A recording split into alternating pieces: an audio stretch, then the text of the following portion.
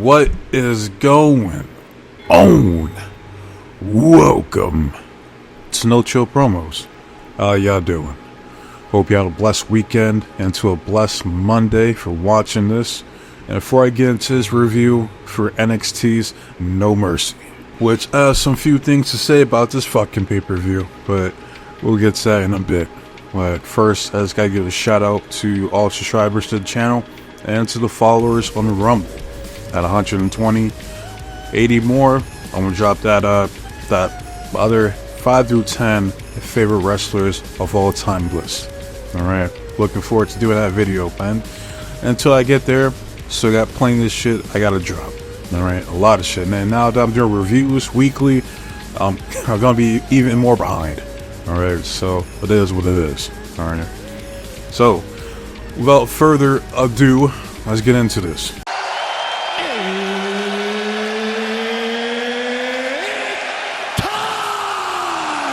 Alright, first we see Vic Joseph and Booker T opening up the show, getting the crowd hyped, because I believe they're in Denver for No Mercy. Yeah, so they Booker T, one thing they really said was, Booker T was like, "Now can you dig that sucker?" And that's it. Like, you gotta watch this shit, this skip. Alright, it's just funny because it's Booker T, you know, Booker T's that dude. Alright, but first, we see the first match is for the NXT Tag Team Championships. You got Chase U defending their belts against Nathan Frazier and Axiom in a rematch. This was a good match, and I'll break down some of the key points here. There's that one point where Andre Chase hits an avalanche Spanish fly himself into a tiger bomb. Like, that was cool. That was a good little spot there. Later on, they hit a doomsday device that Chase U does to, I believe it was Nathan Frazier, and he kicks out at 2, which I'm like, come on, man. Come on, bruh. If that shit was the Road Warriors, aka Legion of Doom, that shit would have been 3 count. 100%.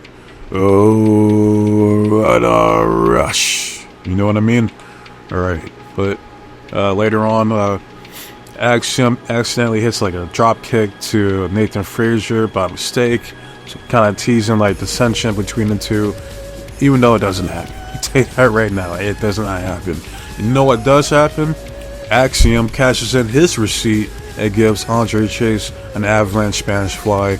Then Nathan Frazier hits that Phoenix Splash for the 1-2-3. And new NXT Tag Team Champions, it's Nathan Frazier and Axiom. Alright. And forgive me, I've been dealing with allergies for like this past weekend, so I know I sound like shit, but try to make do. You know, it is what it is.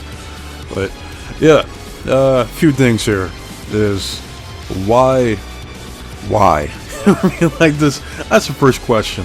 Why? Like, even some people in the audience they're like me. I'm like, well, what the fuck was the point when you having Chase U win if you're just gonna give the belts back right the fuck back to Nate and Axe? You know what I mean? Like you should just cut the belts a little bit. That was the fucking case.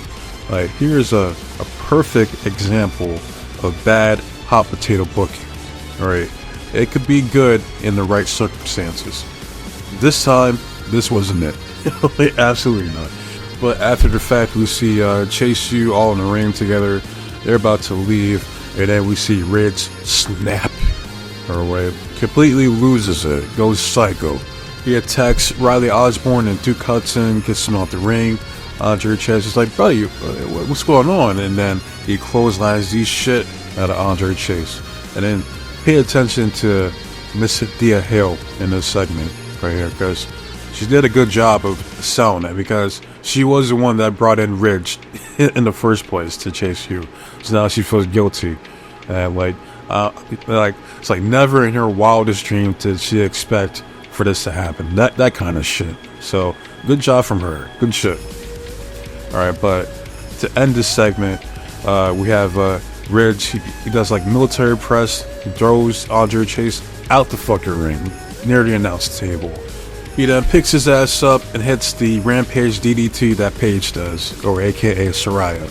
I don't know what Ridge calls his finisher, but yeah, we see Andre Chase laid out. He's dead.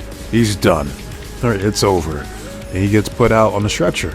And then we see the, you can see, just listen to her just crying, just saying, like, get out of here.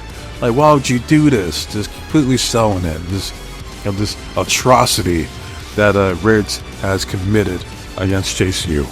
Alright, so now my only question is, did they have to lose? They'd have to win the belts and then immediately lose it for Ridge to turn heel. Well, what made more sense is, like, you could have kept the belts on Nathan Frazier and Axiom, right? Like, they beat Duke Hudson and Riley Osborne the first time. Alright, then they beat Andre Chase and Rich Holland the second time. Then you have Andre Chase try to plead to Nathan and Axiom for one more match. Just one more. Like, it's on some Christian shit from like 2011. Alright, Nathan's like, you know what? Me and my amigo here, we accept. And then there you go. And then we get the match here, No Mercy. They lose again. And then that's when you turn Ridge heel. That would have made more sense, you know. But yeah, I don't like the execution.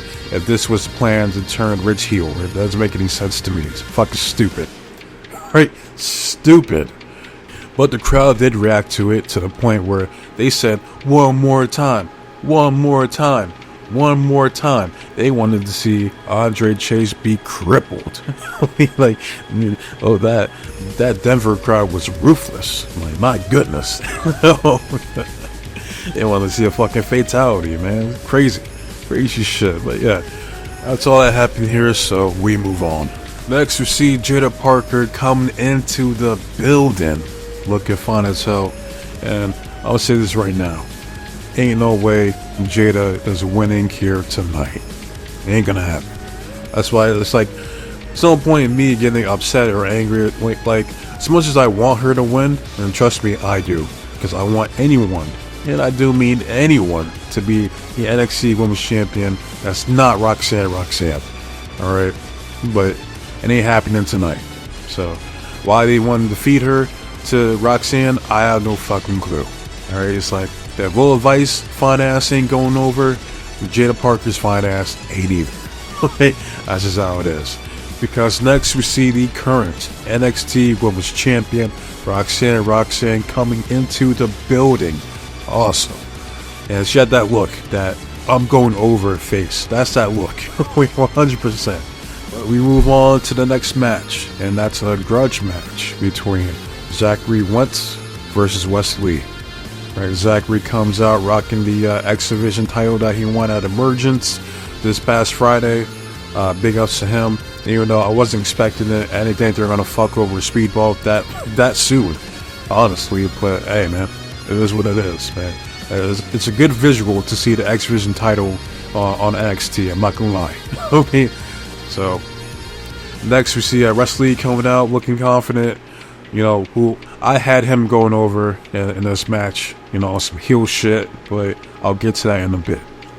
As far as the match itself, I mean, it was like an X Division match, right? Like high pace, a lot of like high flying maneuvers and all that shit, right? Like, they were telling the story that these two like know each other so well that they know their moves before they even make it. That type of shit, right? There was at one point where Wentz locks in a Boston Crab, but Wes Lee doesn't tap. Wes hits like a kind of like a jumping Hurricane Rana onto Wentz, who is on the top rope, then proceeds to hit a Phoenix Splash from the middle rope. Nuts. Like, Wes Lee is still one of the best athletes in NXT. All right, both these guys are. Next, Wes hits he calls that shit the cardiac kick for a 2 count. Now this shit right here pissed me off. Alright, you got Wentz does like I guess he calls it like the blockbuster DDT, I guess essentially. It's kind of like what Ace Austin does, like the fold, but that's a neck breaker. Wentz does a DDT from it. But Wes completely no-sells it. like just irritating. It's fucking irritating, man. It's like, how the fuck you know to sell a running DDT like that, man? Like, that's insane. Like, he's like, oh, Vic was like, he uses the momentum from the DDT to hit the Meteora onto Wentz. I'm like, man, I ain't trying to hear that shit. You can't save that. Get the fuck out of here. But they both roll out to the crowd. Fucking Wesley hits a spin kick onto Wentz. He lands on the table after it was cleared off, and the table pretty much disintegrates from his weight. I mean, that was funny to see, I'm not gonna lie. West hits pretty much a swerve stomp that Swerve does onto Wentz from the outside. He then tries to grab a chair to end this man's life, but he gets stopped by Trey Miguel, who we haven't seen in a bit. So basically what they said was, Trey was like, "Not on my watch, that's your brother, man, what are you doing?" West is like, take your ass back to TNA. And Trey's like, "Maybe I will, yeah." But I don't know, they did not say that. I don't know what the fuck they said, but yeah, that gives enough time for Wentz to recover. He hits Canadian Destroyer off the ring apron onto Wesley. He throws his ass back into the ring, hits the UFO cutter that he does for the 1, 2, 3. And your winner was Zachary Wentz, who I did not expect. I kind of understand, because Zachary he's now the current X Division champion, and you don't want your X Division champion to look weak. But at the same time, I'm like, he just turned Wesley heel. I mean, so he turns heel just to become a jobber. Like, come on, man. But it's most likely they're gonna run it back at some point. They probably might do a trilogy or some shit. So I highly doubt this is far from over. Alright, but it was a good match, despite that no-selling bullshit that fucking Wesley did. That's some poor shit. Wait, again, like, he ain't the type of person to be no-selling anything. Fuck out of here. Alright, but next we see a TikTok from Hank and Tank, who I call the Seth Rogen and James Franco of NXT. Especially Hank. Hank looks fucking damn near like Seth Rogen's brother, or some shit like that. They didn't really say shit, they're just goofy. They're just out here hanking and tanking.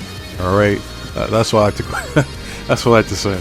But next we see I believe in Joe Hendry talking to Mr. Whoop That Trick, the special guest referee for tonight's main event backstage.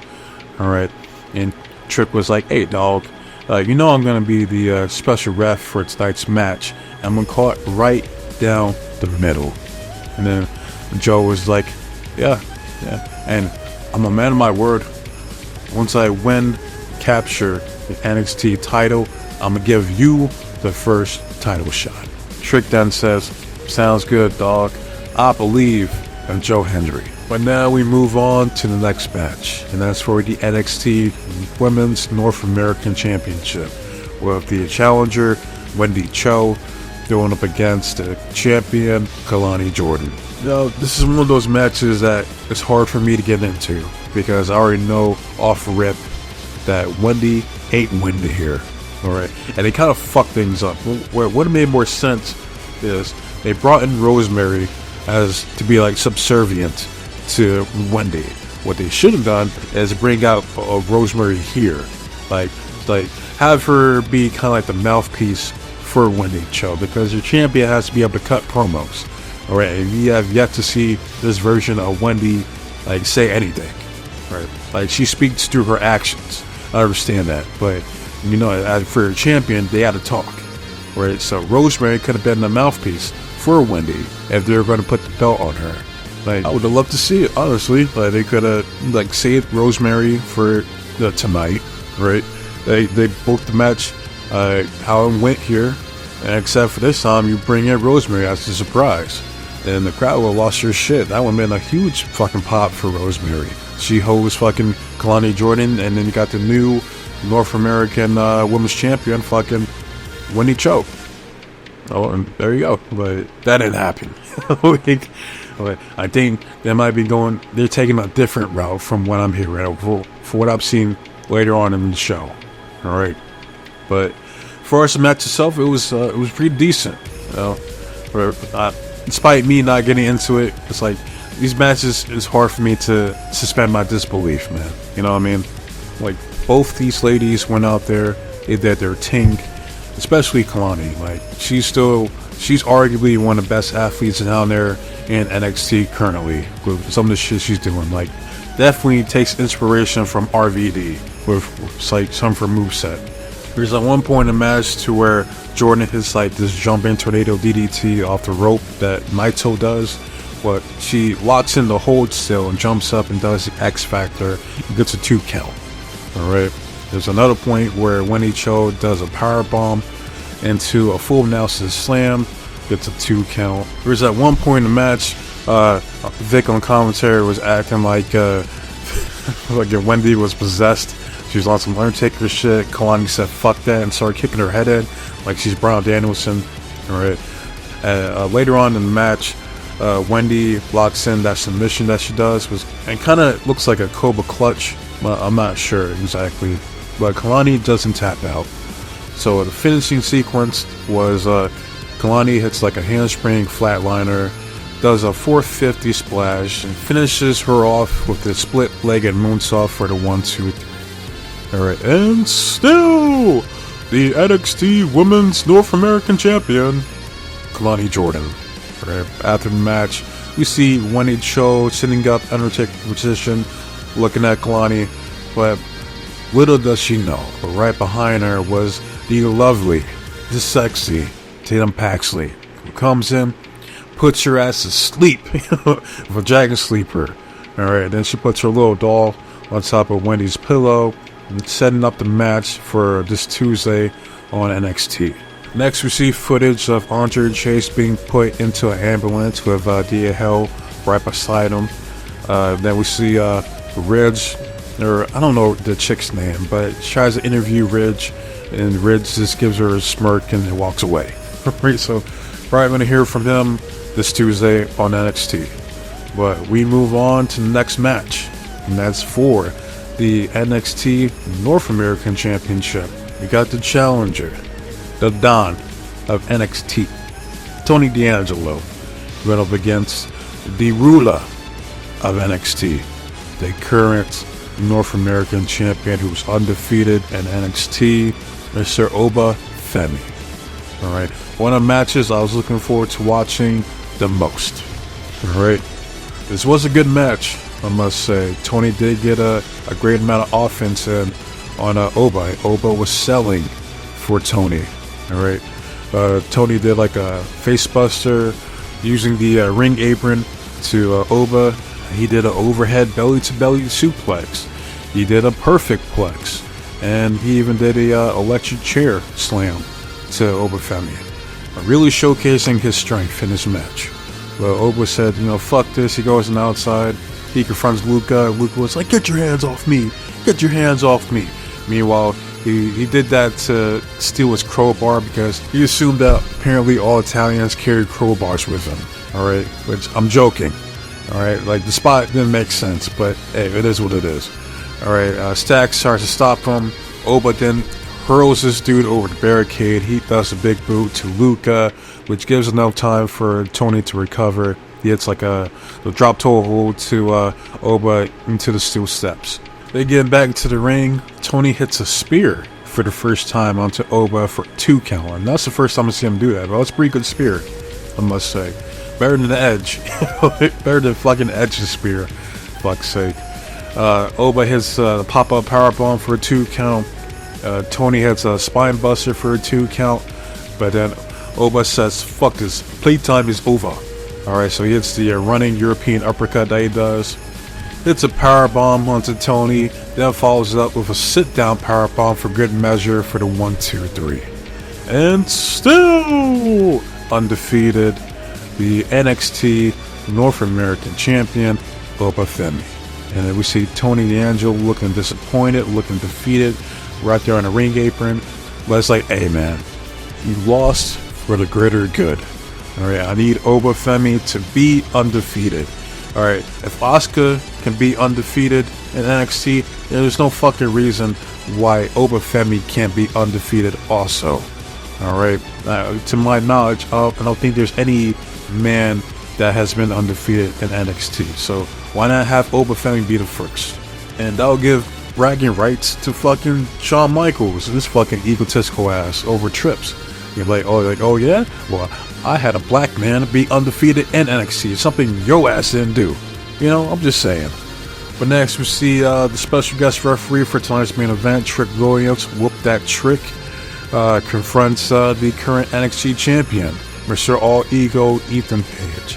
And he's like, look, cut the crap. Alright, Trick, like, I know you want this NXT title, but guess what? You can't beat me for it. And Trick was like, look, man, this ain't about Joe Hendry, and this ain't about you. This is by you abiding by my rules. Alright? If you don't, dog, then I'm gonna have to whoop that Trick. Alright, then he walks off, and then Ethan looks concerned. Then we see the Rascals being interviewed backstage by Sarah. That's her name. Now I know. Alright, but Wentz basically said that it feels good to get a win here at a huge PLE like No Mercy, but at winning, I lost a brother. Alright, but I still have my other brother here. My ride or die. This man has been by my side through thick and thin. Alright, and I appreciate him for it. And Trey says, like, hey, I'm only doing what you would do for me, man. I got you. Alright, so Wentz then lays out a challenge to Nathan Frazier and Axiom for a shot at the Tag Team Championship. Alright, so I don't know if that's going to happen this week on NXT or what, but we shall see. And next we move on to the co-main event, and that's for the NXT the Women's Championship. We have the challenger, Miss Jada Parker. Hey, Miss Parker, you know, if you know, you know. Or her fine ass. It's another gorgeous woman right here. Like I said earlier, of course I want Jada to win. Absolutely. You know, one of my favorites here in the NXT Women's roster. But was she going to? No. So there's no point getting upset or getting my hopes up, because I already knew off rip that she wasn't going to win here. But she came out before her entrance, talking her talk in career position, talking about how, like, I'm calling my shot. Right now, Roxanne's a good champion, but, you know, fuck all that. This is my time. Jada Parker's on point. I'm coming for that ass, and I'm coming to become the new NXT Women's Champion. Next, we see the NXT Women's Champion, Roxanne Perez, coming now, looking confident. I'm telling you, she has that look that, yeah, I'm going over the look. You can tell. Some people, it's more clear than others. You know, but for Roxanne, it's evident. You can see it. But I will say this was the match of the night. Easily 100%. Because of the psychology behind it. Alright? They start off with some technical wrestling, where you see Jada walk in some head scissors. Roxanne counters it. Then she does the Jean-Paul Levesque taunt. That, the blue blood gimmick that, Triple H, did in like 95, 96, around that time frame. Yeah. Later on we see Jada giving Roxanne a taste of her own medicine by doing the same shit by countering one of her moves. Alright. Fast forward, we see Roxanne try to do a tope suicida, a suicide dive on Jada Parker, but Jada catches her and flexes like, this is lightweight, this is too easy. Right, she then tries to carries her up the ring steps, but Roxanne counters and trips her onto the steps. She then proceeds to do like what's it, like the Wicked Stepsister? I think that's what that shit's called. Onto the steps, targeting and focusing on Jada's ribs. This is where the psychology of the match comes into play, especially when it comes to the finish of the match. Alright, but they go back in.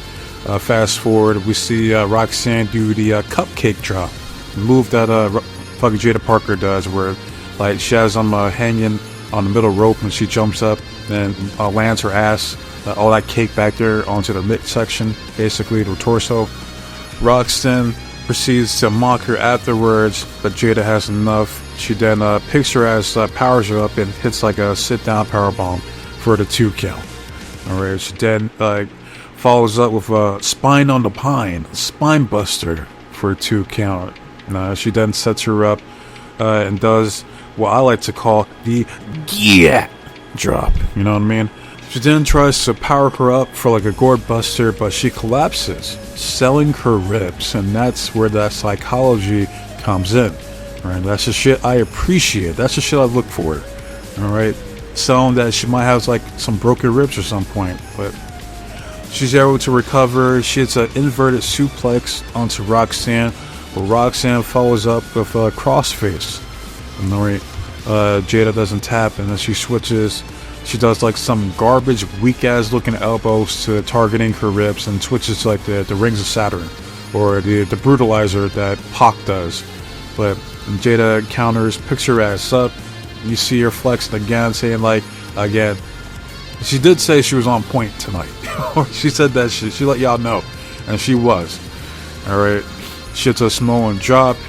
All right, she then sets up the hypnotic, that running kip attack with all that cake back there, and completely sends Roxanne flying, sends her ass out the ring. All right, Jada tries to go for another hypnotic attack, but Roxanne dodges, and the mass from all that ass knocks down the barricade. All right, so she takes herself out. Roxanne then capitalizes, hits a pop rock on top of the little barricade right there, and both of them barely managed to beat the 10 count. But Roxanne then takes advantage, hits the pop rock one more time for the 1, 2, 3. All right. And still the NXT Women's Champion, Roxanne Perez. All right, which, shocker. Right? Like, I'll say this. Look, for the Jada Parker fans, you guys have every right to be upset. I get it. But I'll say this. At least, like, she went out there and had the best performance so far in her career. And I do give props to Roxanne for making that happen. Alright, like, I never once criticized Roxanne for her in-ring work. Obviously, she knows how to work. Booker T, like, that's like what, his best student? You know, that's why she calls herself the prodigy. You know, so that was never in question. What I question, and the disconnect from me, is how she tries to parade and act like she's superior than all the other women on the roster. Man, like almost literally every other woman like towers over her. I mean, like she ain't better than Soruka, for instance. Nah. Okay, that's why I can't buy her as like this like legitimate badass in the women's division, the face of the division. Can't do it. Like, she should be where Kalani Jordan is. Like, that's her ceiling, in my opinion. And that leads me to another point of the whole controversy, the polarizing opinion of Bully Ray in his comments on Roxanne. I was gonna do a video about it, but fuck it. I got more shit to talk about than this. So, real quick, he basically said that Roxanne ain't ready for the main roster, and that she should keep her ass down there in NXT until they have something creative for her. And Booker T said, "Tell me he didn't just say that." You know, like his stance was like, she is ready. Basically, that's all I have. I'm not gonna get into the whole conversation because I really don't give a fuck. All right, but I am on Booker T's side here. I might like, look, when you look at Roxanne Perez, she's done all there is to do in NXT. All right, and like, there's not much for her to do. She's already damn near cleaned out most of the fucking women's division as it is. All right, and there's only so much time that you can spend down at NXT before you start to linger. All right, and you know, after she loses his title, which I'm about to get to in a minute, all right, she needs to get called up, or regardless if they have something for her or not.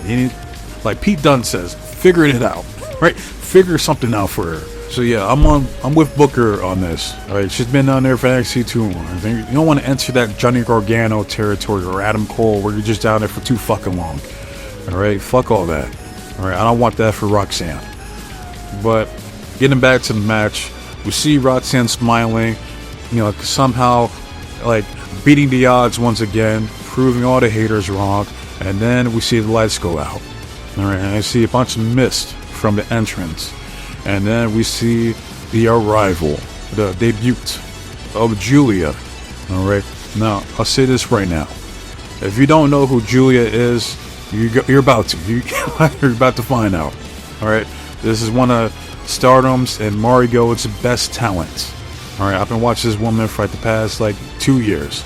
All right, I know some people that they've been watching her way longer than that, and I can tell you right now, she is awesome, in my opinion. All right, and then she like gorgeous woman.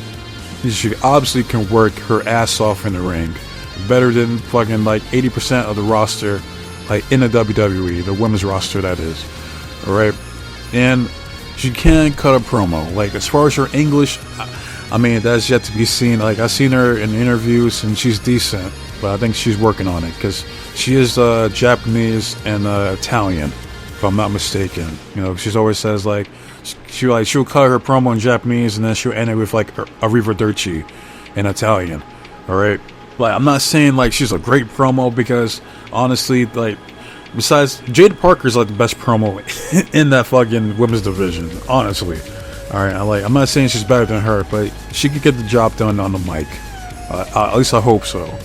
So, hey, and people that already know about Julia, you know, what's understood doesn't need to be explained. You guys already get it, right? Now, my only criticism from this debut is the trash ass, garbage, generic Warzone 97 fucking theme song that she came out to. What the fuck was this? Especially when she had that superb theme song towards the end of her run in Stardom. Like, I fucking love that theme. With the pianos, y'all know what I'm talking about if you watch Stardom. Like, fucking I wish she had that theme song, man. That would have been perfect. Perfect. Down to the last minute detail. I'm telling you that right the fuck now. Like, this ain't it. Like, her coming out the mist, it looked like Poison Ivy. Like, that was badass. I like that. It's just the music. Just, yeah, these people don't learn, man. They don't fucking learn. They're too fucking cheap, lazy, and complicit in their ways to try to give, you know, a new wrestler that has some hype behind her a fucking decent fucking theme song, man. Fuck. But she comes out, confronts Roxanne Perez, and they're looking at your new NXT Women's Champion. Because Roxanne was looking like, oh, so this is the broad that has my number, huh? She's gonna beat me. You damn right she is. Right? Because you ain't better than Julia. The fuck out of here. Like, not even on her worst day. Okay? And I can tell you this right the fuck now. If there was some bullshit to where fucking Roxanne Perez goes over on Julia, I'm count me out. Like, I'm done watching NXT for the time being. Fuck all that. It's similar to what I said with Last Legend. Like, if she goes over on her, on Julia, nah, I'm good. But most likely Julia will be the number one contender for like the next pay-per-view, or like they might do that the match at the CW premiere. They do it there. I wouldn't be surprised. But yeah, if Roxanne goes over on Julia, count me the fuck out. I'm done. But no more NXT content for your boy for the foreseeable future. But nah, I don't think that's gonna happen. I don't think Sean is that fucking stupid. All right. So yeah, you're looking at your new NXT Women's Champion and Julia. That's the right move. That's the reason. She's the reason why Jada didn't win. So I'm sorry, Jada Parker fans. You know, like I like Jada, one of my favorites, but I mean, it is what it is, man. Hopefully, she might win later on in the future. You know, but we shall see. And one last thing I like to mention is, since Julia showed up here, the question is, where the fuck is Stephanie Fakir? I've seen speculation that she might be going after Kalani Jordan. Alright, and that's the case, then yeah, Kalani's done. Alright, it's over for her. Alright, because she ain't going over on Stephanie. Ain't happening. So yeah, that might be the move here. So where like Stephanie becomes a new Women's North American Champion, and Julia becomes the new NXT Women's Champion. I can see that happening. So we shall see. But now, before we get to the main event, we go backstage to see the lovely Ava, the GM for NXT, and she has an announcement. Basically, she says that Gallus, Hanging Tank, and the Rascals will have a triple threat tag team match to determine the number one contender for Nathan Frazier and Axiom at the premiere show on whatever fuck, I don't know the date, on CW. Alright, and on that same day, if it's Ethan Page or if it's Joe Hendry, whoever is the NXT World Champion will also defend their belt on that show as well. So they're trying to go all out for that CW episode, which I don't blame them. All right, they need to go all out. They should go out every fucking show, to be honest. But yeah, they're trying to stack that show as much as they can, so makes sense. Yeah, but now we get into the main event. Well, it looks like the fight's already started. It's time for the main event. You have the challenger. I believe in Joe Hendry. Dun, dun. Going up against the champion, Mr. All Ego, Ethan Page, with the special guest referee, Whoop That Trick Williams, for the NXT World Championship. We see Trick Williams coming out first, getting the crowd hyped, and they were chanting, "Whoop that trick, what? Whoop that trick, yeah, whoop that trick, whoop that trick, I like it, oh yeah, man." You already know.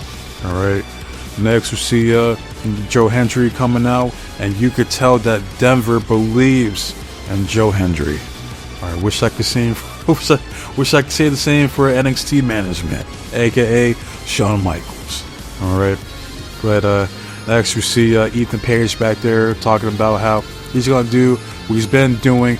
We're in the era of All Ego. Alright, he's gonna go out there and do what he does best, win. Hit my music. He comes out and we have the match. The match was good for what it was, despite the shenanigans later on towards the end of the match. But they start off with some technical wrestling, and they were telling the story that Joe Hendry had an answer for all of Ethan Page's moves, or he had an answer for everything. Fast forward, Joe Hendry hits a stalling suplex, and it seemed like he had him up there for at least a good 25 seconds, if I had to count, for a 2 count. Ethan then hits an avalanche power slam, or some people call it the Oklahoma Stampede, for a 2 count. Joe Hendry then responds with avalanche fall-away slam of his own. Hendry then does an assisted top rope dive onto Ethan Page. Ethan Page hits the Ego's Edge onto the very edge of the ring apron, onto Joe Hendry. Alright, they get back into the ring.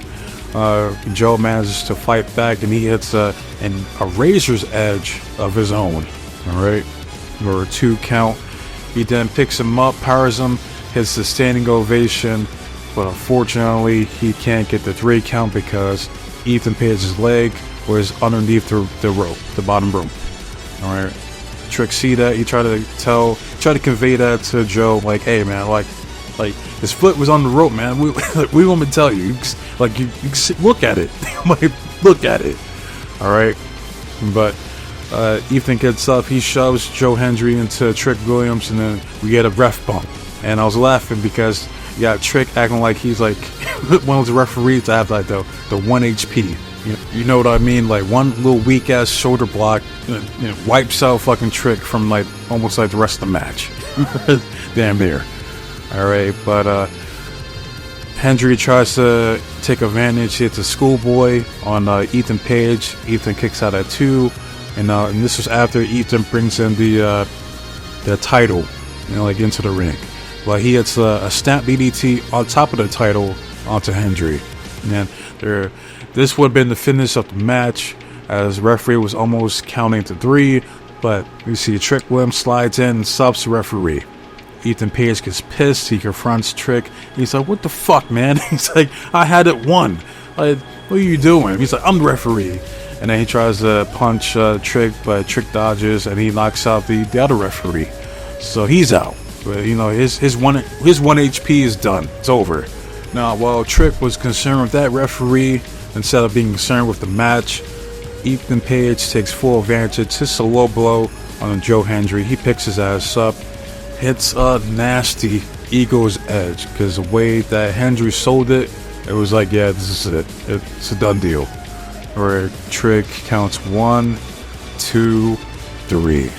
Alright, and still the NXT World Champion, Mr. All Ego, Ethan Page. Man, let me cue in the sad music, because this is some sad ass shit right here. Alright, I'm not even mad. This is just sad. It's sad, man. It's this man, he's one of the biggest baby faces in 2 fucking companies simultaneously, and he can't win a world title to save his fucking life. Alright, it's bad enough in TNA he beats Moose. He's the one that pinned Moose to get his ass packed up. All right, so technically he should have been a fucking world champion, but Josh Alexander, or AKA Perk Alexander, said, nah, says fuck that, and takes his ass out, so he can't win the TNA World title. All right, so I'm like, okay, well maybe there's a chance here. Maybe Shawn Michaels believes, or NXT, WWE, maybe they believe in Joe Hendry. Nah, it doesn't happen here. And so it's like, what are we doing, man? What the fuck are we doing? It's like watching LA Knight, all over again. Even though that pissed me off more because LA Knight's one of my favorites. And I like Joe Hendry, but it's not my favorite.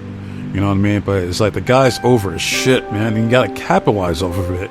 Like, there's only so many times a motherfucker can lose before the crowd gives up and you stop caring, man. Like, obviously, okay, like, you don't see this dude as a top guy, even though he's better than fucking the two of the top guys that they have in the main roster right now, if that's for fucking sure.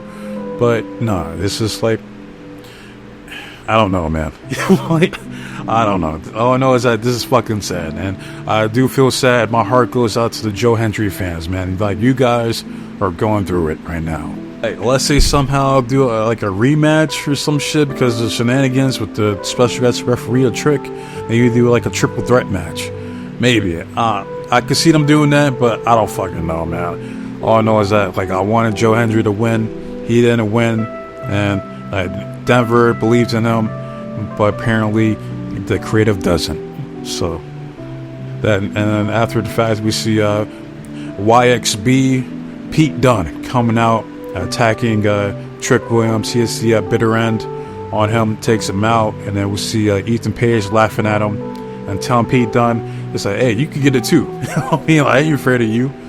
And that's like, we close out the show. That's it for No Mercy. I'll give it a rating of 7.5 out of 10.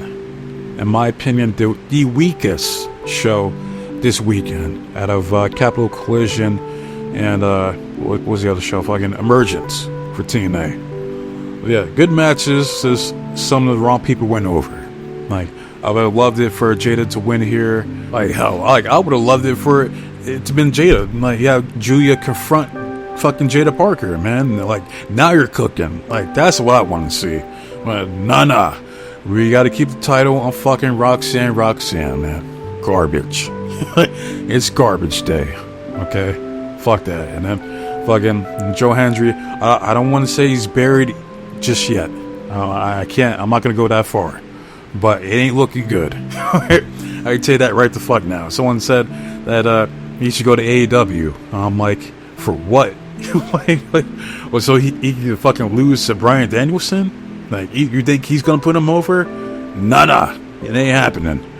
All right. So I don't know where we go from here. But I will be reviewing NXT on Tuesday, so we shall see. But if you watch this pay-per-view, let me know how you feel. What was your favorite match? What was your favorite moment? You know, the whole 9 yards. All right.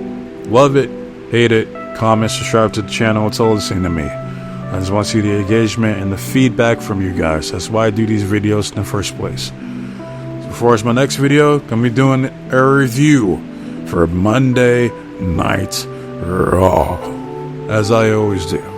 Not looking forward to it. It's like one of the videos I least look forward to doing throughout the week. Alright?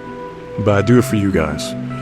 So, wasting enough of your guys' time, so be safe, be blessed, take care of yourself, trust in God. I'm out of here.